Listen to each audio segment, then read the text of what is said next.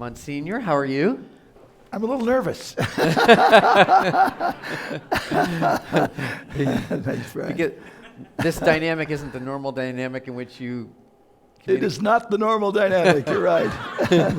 You're a great man, Brian, and it's just a privilege that you're a part of our community and that you do this tonight. So thank you so much for that. You're so welcome. You're so welcome. Well, you've had tremendous impact on me, and I'm so grateful to it. And that I'll just give you a quick orientation, and then we'll go into it. Is that so? I grew up in Southern California, the San Fernando Valley, the flats of the San Fernando Valley, with a brother and a sister who happen to be here tonight, all baptized Catholic. Who's your brother? But somehow I learned my orientation into Catholicism was my takeaway was it was so fear-oriented. I was kind of terrified of everything, particularly just the idea that whatever kind of infraction I might make could be, the metrics of it could be classified as a sin, and therefore I'm not going to heaven. And it was really sort of the icon definition of like how it worked for me. And there was a moment actually during the Cuban Missile Crisis, and we were, my family was out at a beach house in Ventura County, and I heard news of this, and I was so terrified that I was going to hell as this little kid that I ran across the railroad tracks to a mission there and prayed to God, hoping that, I would be okay, that I'd be okay.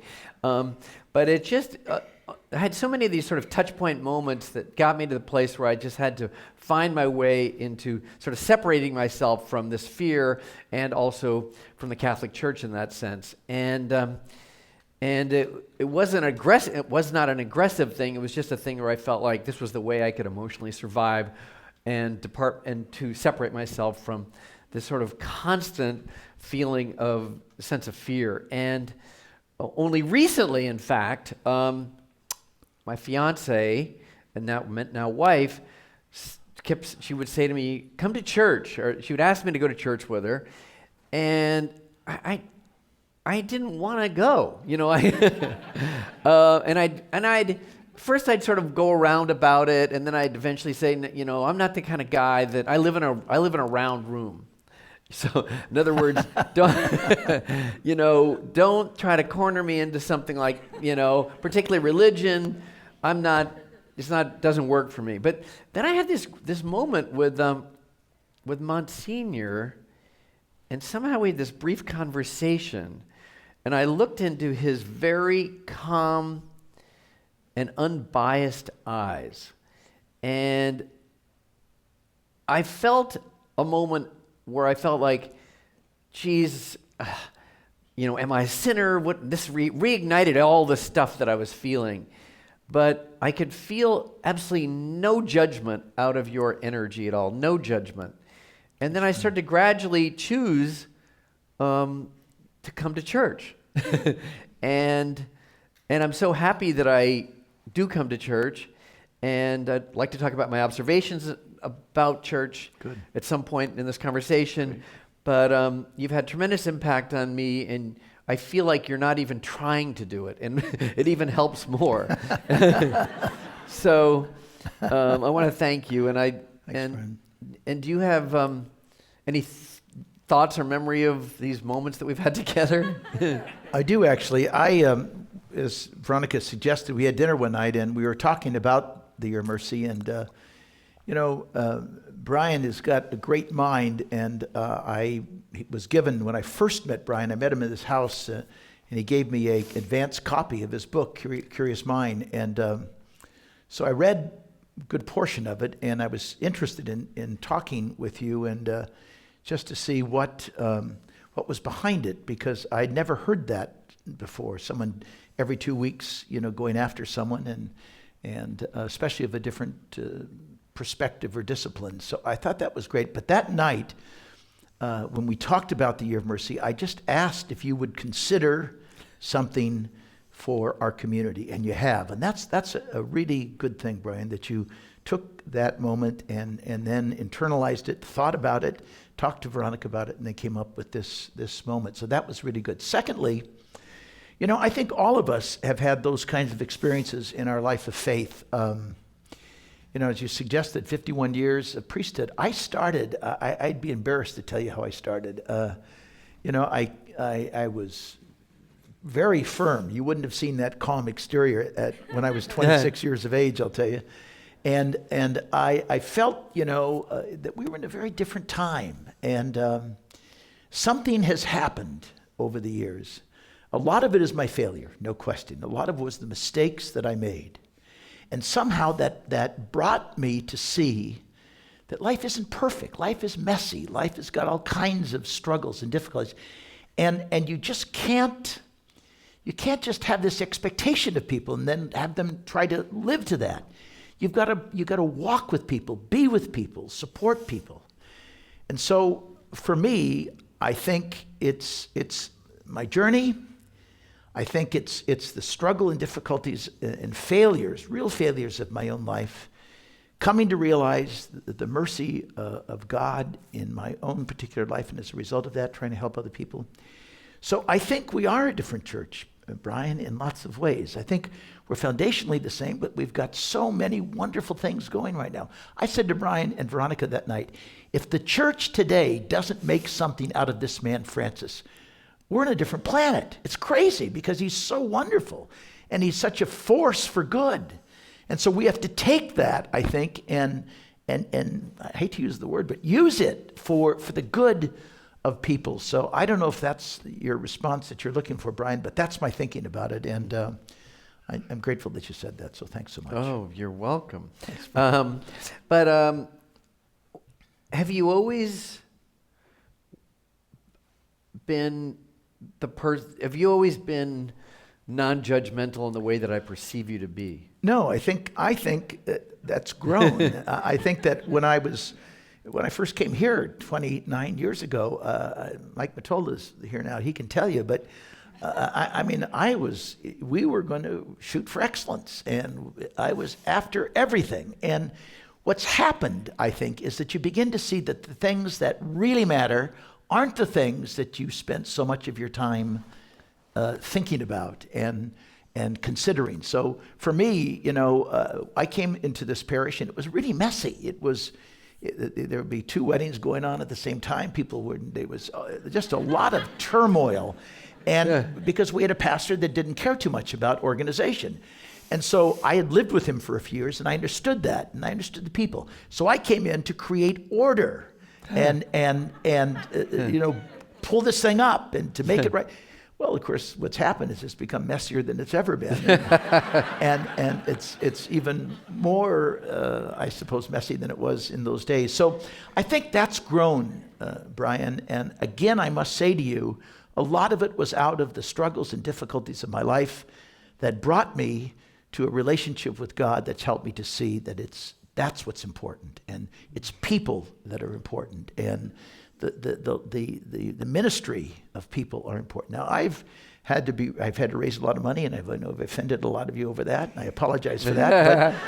but that's not where my heart is. My heart is not there. I do it because I need to do it, and thank God for what we have. But it's really about tending to people, walking with people. Francis says to us, Rome can't give you all kinds of laws and responsibilities. And how do I know what's necessary in Africa for some poor soul sitting in Africa with a family and all the struggles that they have? We have to discern with people. We have to walk with people. We have to listen to people. So it's grown, Brian. It's not something I was born with. Do you think with Pope Francis, who you love, adore, and has catalyzed so much in you, I'm sure. What do you think? Did you have a tipping point moment when Pope Francis entered your consciousness, and did you have a moment where you thought this man is reaching me on some profound level, or was it a gradual thing? How did that come about? what happened was I was watching television. It was 3 o'clock in the afternoon, 2 o'clock, and everyone was saying, the white smoke happened, And I saw him come out on the veranda, and I said, oh, my God. Because he looked stiff, and he looked old, and I thought, of all the people, why this man? I really said, that was my first response, actually. I probably shouldn't videotape that, but that's the truth. It just bothered me that because, our church is aching for leadership, and we need some fresh air, and we need to change the conversation, and we needed to grow, and we needed to touch people's lives. So he got up there, and he was like this. I don't know if you remember it. He had these glasses on, but he was dressed very simply, and that's my first kind of notice of it. And then, Brian, before he gave this great blessing that the Holy Father, he asked for our blessing. I thought, wow, that's kind of interesting. And then he said to people, have a nice evening, go have a nice dinner. And I thought, well, that's kind of nice. So then the next morning I heard on the radio that he had gotten on a bus with all of his confreres and didn't go on some big limo, and he didn't go to the palace. Then he paid his bill at the hotel. He went in that day, and then the first Sunday that he was in as Holy Father, he went to the one parish that they have in the Vatican, and he just stood out there talking to people and sharing with people. And I thought to myself, what is this about? It's so different, And I don't criticize John Paul or Benedict. They were great men, brilliant men, great scholars. But this man is a pastor. He knows hearts of people. He knows, how to manage crowds and people and touching people. And so that was my first kind of intimation, and that was kind of a tipping moment for me, I'd say, Brian, yeah. Wow. And then how this might be too comprehensive a question, but how is his involvement in your life, in the way you talk about it, affected your behavior on a daily life, or even just as a minister here at the church on Sundays? I think, Brian, that I don't know that I'm doing anything different, to be honest with you. I think I came to it without Francis, if I could be so bold. I think it happened over the years. But when you have someone who is in authority and is, the Holy Father, that's pretty important. It's important to me. It may not be as important to you, but it is to me. Yeah. That when you've got someone like that who's got, your back and is saying and doing things that you can so agree with, that are so pastoral, that are so just a part of the human stuff of a community and of a parish. A parish is messy. People's lives are all mixed up, and it all sounds terrific until you get into the lives of people and try to walk with people and discern with people and try to help them in their lives. And so I just think that it's more the fact that this man who leads our church has a bond, I think, with pastors who are attempting to do that on a much smaller platform in a community. And to have that kind of support is, I think, just an amazing thing. I'm sure for you, you're a big producer. Well, you want to be around other producers who have fame and value and are thinking the way you think and do what you do. Well, I got to tell you, I'm listening to that man, and I just believe the kinds of things he says are just so right and so on and so connected with life and parish and community. It amazes me. Yeah, so, and he's such a big man. He's been archbishop, so he's not been sitting in parish all of his life, but somehow he's caught that. Wow. Yeah, from my perspective, which is more of a beginner's mind kind of perspective, I just feel like he's got such unique ways to express humanity and connect to humanity. But you probably have even a deeper way of being able to see that. And I don't know if I have a deeper way, Brian. I just think that for all of us, if you listen and you're attentive. Now, I know there's a lot of criticism about what some of the things he's doing. A lot of people love him, but a lot of people are saying, I'm not so sure. But I think if you really listen to the man, he's fully an Ignatian person. He's got the spirit of St. Ignatius of Loyola, which was the Jesuit spirituality. And, when you make those 30-day retreats with Jesuits, you find that one of the most important parts of life is what I talked about tonight at Mass. It's the discernment of the Holy Spirit. It's walking with people, helping them to make good decisions, helping them to live good lives, making right decisions about their life. And, telling people, that doesn't do any good. You have to walk with people and listen to people and help them in their process of discernment. So I got to tell you, I think I've got the best job in the world. And as long as he's Holy Father, I'm going to stay, I think, because I just love what he's doing. And, now he's 79, so it's not for much longer, so I can say that safely. Do you think, this is, sorry. Do you think this Pope communicates with the Lord differently than other popes in the privacy of his moments? I'm not sure. I think he prays a lot. He gets up, they say, at 4 o'clock in the morning, 4:30. And I think when you get older, that's what you do. At least that's what I'm doing. So I'm sure when you're your age, Brian, you're still sleeping in the Sleep morning. Until 10. I'm kidding. No. Veronica, get him up. No. But I think, he has that time. He takes from like 4 to, I think he says Mass at 7. So he has a long period of time where he's praying and reflecting, and that's a side you wouldn't see, but I've heard that, and so I believe that about him. I'm sure that all I really know is I've known since Pius XII, but I think they've all been very holy men. It isn't so much the prayer. He's a Jesuit, so he prays in the form of Jesuit spirituality, which is to try to find and discern God's voice and call inside us, and reading the scriptures and then reflecting on the scriptures and having that imagination that you talked so much about in your book, where you begin to see the place and the circumstance, and you place yourself in it, and then from that to try to learn, what is it that Jesus is saying to his disciples? What is he saying to me? So I think that's probably his prayer, because that's what Ignatian spirituality is about. But I think all of those men have been very prayerful. It's just that Francis is such a great pastor. Yeah, that's the difference. I think that your community that you've created here in the room and at church and in the community itself are thrilled that you are so excited by him. Because tired of listening to me about it. No, but being excited makes this work better. You imbue more enthusiasm into, I have to assume, all those things. You imbue more enthusiasm into what you do. You have an opportunity to grow more. So it makes you, I'm guessing, makes you want to do it longer and it does, Brian. Actually, yeah. And do it differently, even. So and to do it differently, yeah. Absolutely. Right now, as a matter of fact, he's taken up the big issue, which is family, and he's talking about how can we take the family, making it the central part of our lives. But how do you discern family today in this complex world that we live in? And what is it like in Africa? What is it like in? Oh, I'm sorry, I didn't turn my phone off.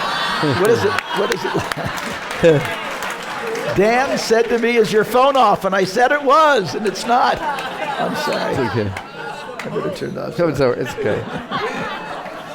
I'm sorry, because they'll call me again for sure. I just think that dealing with people, especially with people in this west side of the city, it's so complicated, and there's so many different kinds of circumstances and places that people find themselves. All of us. I guess my question back to you, Brian, if you don't mind, you've listened to me for a while, but you yourself, Brian, you said you were in the church for a while, and then you left the church for a while, and you have such a great spirit, and I don't know how you sit there on a Sunday and listen to me for 15 or 20 minutes, not 10 or 12. I wish it were 10 or 12. I'm sure all of you wish it were. But I'm looking for ways that we can better, because there are people that are out there on the fringes, disconnected. I see on Easter Sunday 3 times the number of people that come regularly to St. Monica's. And I've been here so long, I know them now. So I'm saying, hey, good to see you again, because they're back. How would you make some attempt in your creative spirit? What would you do to bring those folks back in a more real way, Brian, do you think? Well, fundamentally, I'm focused on the power of curiosity, and the power of curiosity for me operates. It's when you when it really operates when you create a set point and you slow things down, almost like martial arts. You slow things down, and you begin to see everything around you, and you're interested in everything around you. So in relation to the church, for example, last week my 2 little boys showed up at the church, and they go, Dad, because they don't go to church really. They go a little bit. I'd like them to, but they said, why are we going? And I said, what? Because they know they know a big part of the answer is because it's Veronica. So I said, okay, there's part of it that's Veronica, but let me answer this after we leave church. So we leave, we get in the car, and Patrick says, okay, so why? And then he said, did you hear that man singing so loud behind us? There's a 80-plus-year-old man right behind us singing so loud. And he said, I mean, like, did you hear that? And I said, I did. I said, but you know what? I said, that is for, see, church is I'm just saying my interpretation. What I see is this church is a community. And for someone like that man, this is there's a connection that's going on. It might be his only connection that week. Yeah. But for everybody, it's a different thing. And I learn something new every time I come. And sometimes, often from your conversation, but I see the different things that live in sort of the collective space like that, where it provides meaning to people. And that really interests me. Because what does meaning mean? Then you start to dig deeper into that, and meaning means many things to lots of people, and meaning interfaces with connectivity, and connectivity is what makes you feel safe and makes you feel part of something and validates you. So I guess I think, I have many different ways that I could probably introduce, but I think curiosity is a powerful force if you just to use it sort of calmly, and you slow it down, and you start to wonder, and you ask the person across the street that you never talked to what matters to them that day. Curiosity is generosity. I try to teach my kids that particular thing. Like just asking a question of somebody is showing interest in someone. That makes them feel good. It makes you feel good. It might start something that means something. It's a version of my answer. I think, one of the things that I notice is that when you're so busy and you're on a move all the time, it's hard to kind of slow down and just say to somebody, how are things, or what's going on? And I did that Thursday, because normally I'm gone on Thursday, and I had a golf game actually at 11:30, and not early in the morning, so I had a little time just so I was standing around here. And so I went up to 2 people, and I just said, how are things? Well, I got 2 great stories about their lives. And it's not something I usually do, because I don't spend the time to ask those questions. So I think that's great, Brian. Thank you. You're welcome. Do you think when you talk about family, might be a hard question. do you see do you see family and family values, or the value system of a family, as it is as a family or a metaphor, is the same as religion? How do they work? How does belief in religion differ from the belief in family? How do they work together? How do they work together? I think our church is a family, and so I think it's in complete harmony with the values of our own personal family. Our family, our parents, our brothers and sisters, our wife or husband or children. I think it's creating a respect for each other. It's attempting to live in the complexities of difficult circumstances, people making mistakes, people living well.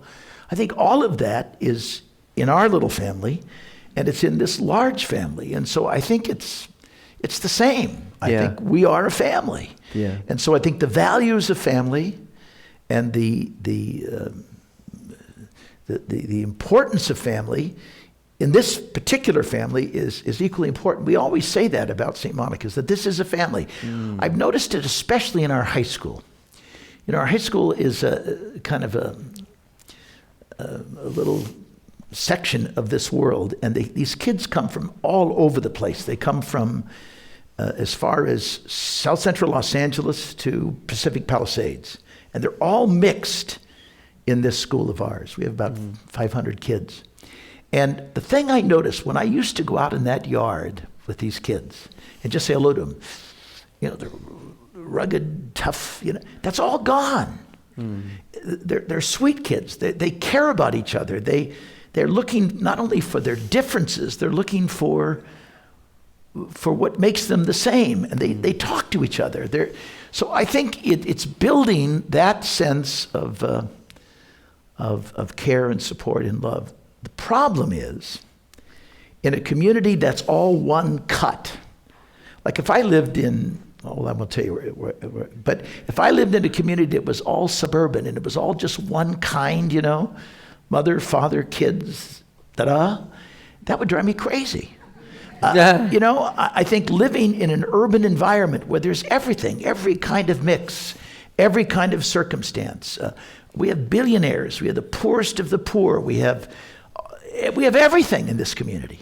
But that's family. Family is that. It's everything. I think so too. And so I think that's what keeps at least me on my toes, because when people come, say, for marriage, I know it's not going to be this. It's going to always be something else. And that's, I love that. I love that about this community. It keeps our community alive. I think that's the gift of St. Monica's. Yeah. Is that we're not just one simple sort of person or personality or family, or we're really a mix of things. I look today, in that little coffee house that we have, we've got all kinds of people in there. Sometimes they don't come to church, but they're there. But it's everything. Mm-hmm. And I think that's the strength of a church. When you open the doors, here comes everybody. Now that isn't what happens in lots of communities, but I think they die if it's all each people just talking to each other who just happen to agree with each other. People hear things I say and they get mad as hell at times. They come on the phone to me, but that's okay. That's what it's about. Or if I have made some mistake, I'm happy to say I'm sorry. I made a mistake. And so to me, that's what it is. Brian, if that makes sense to you. That makes so much sense, actually. And maybe even, you could comment on this, maybe Francis holistically feels or aspires to have the planet be a family. Well, he's trying. And trying of course, very hard. He's worked very hard on the whole issue of energy and the environment, and he's worked, of course, on the family. And I think his big point, for me at least, is what I see is he's saying, don't be just satisfied with the people who come to you. Don't just sit there and say, well, you got 6,000 people here on Sunday, you're doing terrific. That's not what it's about. It's going out. When I do weddings and funerals, to me, that's one of the great times of being a pastor, because you're meeting people who never come to church. Mm-hmm. They're there, they're there to look at you.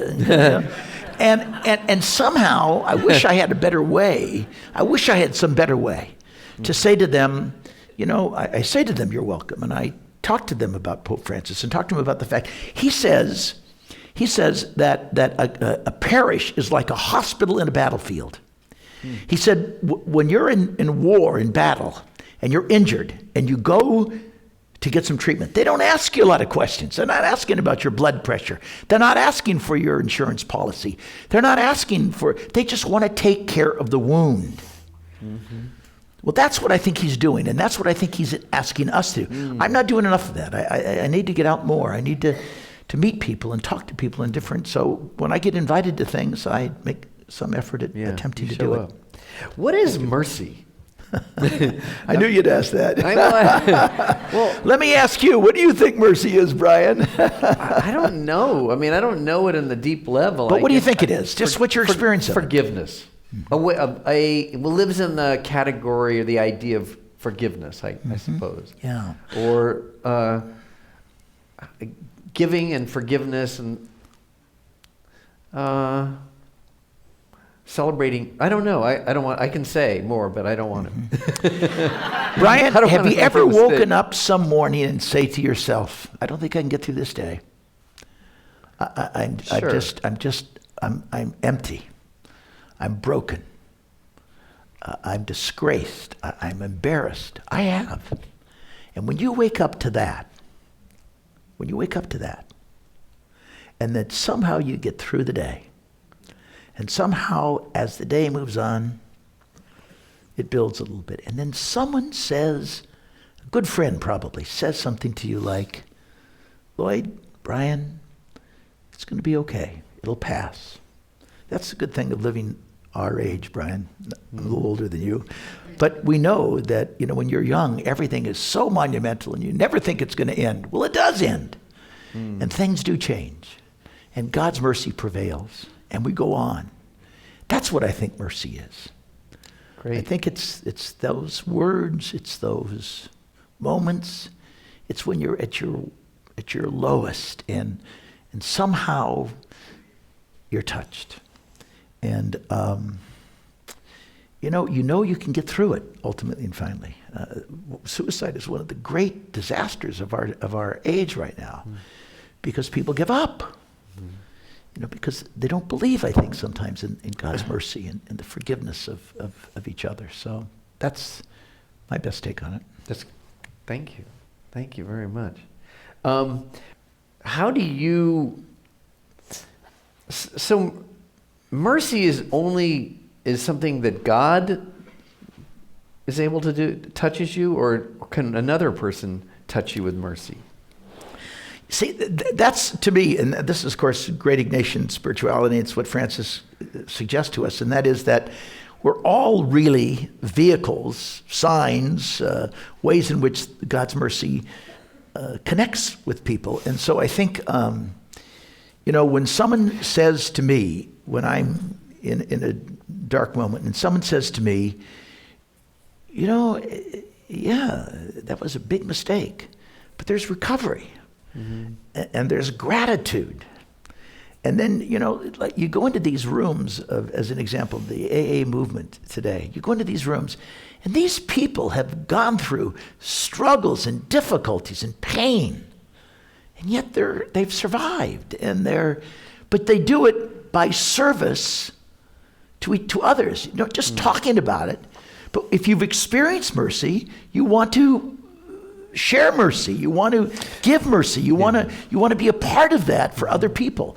So I think it's kind of infectious. It's the great teaching, I think, that when you have received that gift, it somehow gives you a way to do that for other people. So it's certainly God's grace and gift, but it's also our attempt at that in people's lives. And so what role? I do remember what I was going to say. So what? What role is fear in this equation? I will ask you the same question, Brian, because I have had huge fears in my life. There's so many things that I could have done when people have asked me, or circumstance, and I didn't do it. But it wasn't because I was trying to be humble, or it wasn't because I was trying to be generous and give it to somebody. It's because I was fearful. I was afraid to do it. When I used to get a call, when I was a young priest, I get a call to go give a talk to high school students. I would dread it. I would do anything but do that. To get up in front of a bunch of kids, because they're honest with you. They tell you, you weren't so good today, huh, St. Harry?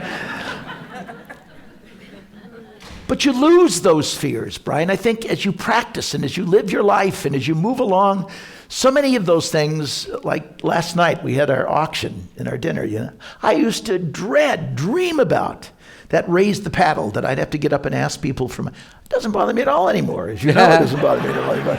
I mean, as you get older and you move along, you somehow, I think, face those things. And one of the things that my dad always gave to me, Brian, and I'm going to ask the same of you, but one of the things my dad always did, he always faced the tough issues. He didn't run from the tough issues. As your child, when you grew up, if that's kind of your home, where people don't talk about it or run from it, but I always saw that in my dad. He always, and he wasn't a perfect man by any stretch, but he always took those issues on. And even though they were fearful at times. So I think that's probably one of the great blessings of my life. What about you? What do you have fears, Brian? I have fears. I did not grow up that way at all. I grew up like Francis Truffaut's Wild Child. I grew up with no rules, a moral compass that was spinning around like this, completely directionless. So I was kind of figuring it out. I would never have known that, Brian. so obvious. No, so I'm full of fears. I mean, it's helped me a lot. So the way my fear represented itself was that I was always living in two worlds. I was living in real time, but then I was also always living in the exterior narrative of other people judging me, thinking about me. Of this guy's, making, he's a loser. He's not passing grades right. He's bad at public speaking. It's endless, literally endless. Yeah. And so, I have, the way mercy is interfaced in my life is that I too feel like I've reached. I got to a place where collectively, even though I was succeeding in one narrative in my early 20s, I was still felt like such a failure. Yeah.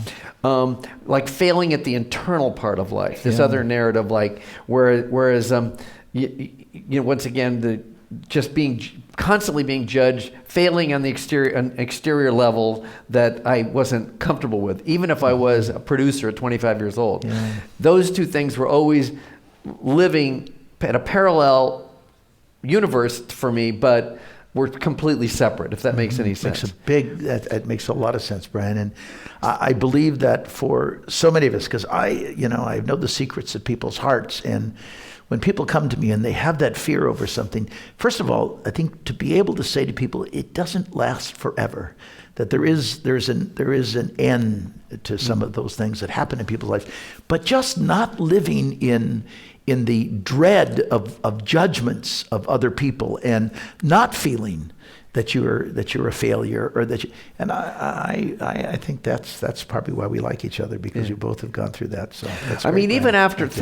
Even after I'd won, so many awards, made, my movies made a tremendous amount of money and won an Oscar. And even after winning an Oscar, I hit this bottom place and the way I recovered was I decided once I sort of stabilized myself, I would create little achievable goals. And literally every day, some new goal, or every week. And I remember one of my bigger goals 6 months out of this bad place was I was asked to produce the Oscars, which is a really thankless job. It's a really hard, thankless job. And normally you have 6 months to produce the Oscars, and what had happened, they had just fired the producer of the Oscars. I had 6 weeks. And I thought 6 weeks. 6 weeks to produce the Oscars. And I thought, I'm going to take this thing on because this is like a real global high wire act. I could totally crash. Or if I succeed at it, and succeeding means getting it in 3 hours, getting good ratings, getting a critical response that's positive, there are real metrics that would determine its definition of success. And so I took it on, and it was really, really hard, and I said kind of thankless, because you're begging movie stars to do stuff that they don't want to do. Yeah. Then they'll say yes. In the case, I asked Angelina Jolie, would you please present an award? I beg her, I do this and that. She says yes. I want to give the Best Director award. I said, well, I can't do that award because you just gave that award at the Golden Globe, so now I have to, tried to convince her to give for the Best Writer. And I don't know. It was torturous. So I had endless amount of those. But she said yes.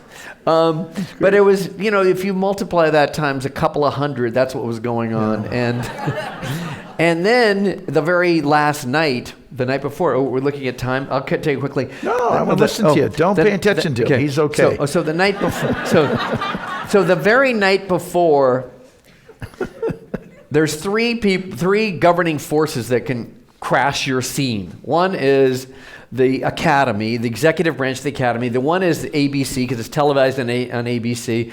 And the other is this other committee.